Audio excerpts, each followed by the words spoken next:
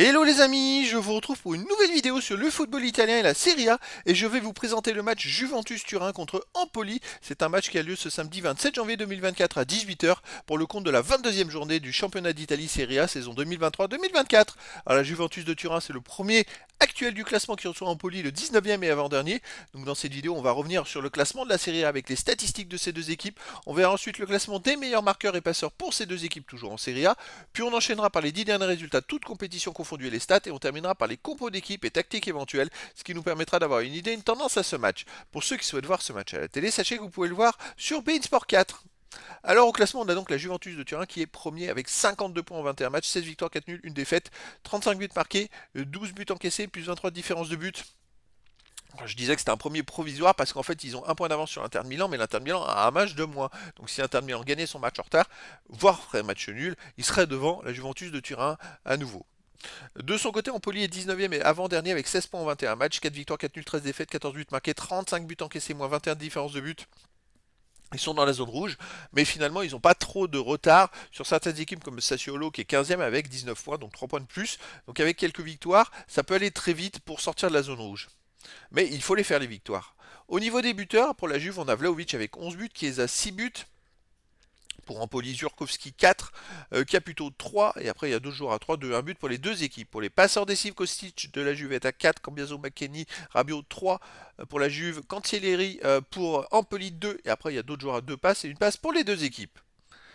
Les 10 derniers résultats, toutes compétitions confondues. Alors, la Juve, c'est une machine de guerre en ce moment. C'est 9 victoires nulles, aucune défaite, 25 buts marqués seulement, 5 buts encaissés, plus 20 de différence de but. Énorme attaque, énorme défense. Voilà, il reste même sur 7 victoires dessus, toutes compétitions confondues. Et puis, vous voyez, des victoires, ils ont mis 6-1. Enfin, voilà, il y a des gros matchs. Alors, chez eux, ils restent sur un 3-0 contre Sassuolo, 4-0 contre Frosinone, 6-1 contre la Salernitana, 1-0 contre Rome. Je prends que les 1-0 contre Naples. Donc sur les 5 derniers matchs à domicile, c'est 5 victoires. Et surtout, c'est beaucoup de buts. Surtout sur les 3 derniers matchs, où ils ont quand même marqué 13 buts en 3 matchs. Empoli de son côté, sur les 10 derniers matchs, c'est une victoire, 3 nuls, 6 défaites. Ah non, c'est pas une victoire, c'est 2 victoires les amis, 3 nuls et 5 défaites. Petit correctif. Alors parce que c'est assez étonnant parce que les deux victoires, ils les ont faites aux opposés, c'est-à-dire au dernier match, ils ont gagné 3-0 chez eux contre Monza et sinon avant c'était à Naples le 12 novembre dernier. Mais voilà, c'est quand même une équipe qui gagne pas beaucoup à l'extérieur, il reste sur une défaite à Hellas Vérone 2-1, un nul à Cagliari 0-0, une défaite à Torino 1-0, un nul à Genoa 1 partout et une victoire à Naples 1-0 en novembre dernier. Donc c'est vrai que sur les 5 derniers matchs, ils ont gagné quand même un match, ils ont fait 2 nuls et 2 défaites, mais voilà, c'est une équipe qui est avant-dernière du classement, et quand on voit les résultats, ça reflète un peu ça, ils ont resté quand même 4 matchs de suite, ils ont perdu 5 de leurs... avant cette victoire contre Monza, ils avaient perdu 5 de leurs 6 derniers matchs, quoi. 4 de leurs 5 derniers matchs, pardon, donc bon... Là, c'est peut-être que moralement, ça leur a donné quelque chose de gagner contre Monza, mais bon, là, la Juve, ça va être compliqué.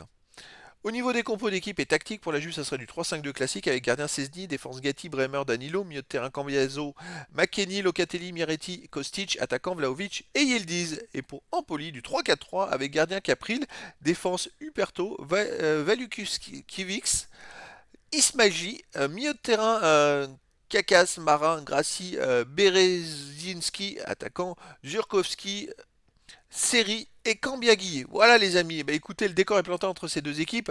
Un gros avantage bien sûr pour la Juventus de Turin qui en ce moment marque beaucoup de buts, gagne quasiment tous ses matchs, gagne tous ses matchs tout court, et donc grand favori pour cette rencontre pour essayer de d'attendre un faux pas de l'Inter de Milan parce que mathématiquement l'Inter pourrait être encore premier. Donc les amis, je vous donne rendez-vous ce samedi 27 janvier 2024 à 18 h pour le match de la 22e journée du championnat d'Italie Serie A saison 2023-2024. La Juventus de Turin le premier reçoit Empoli le 19e. Voilà les amis, je vous dis à très bientôt pour une nouvelle vidéo.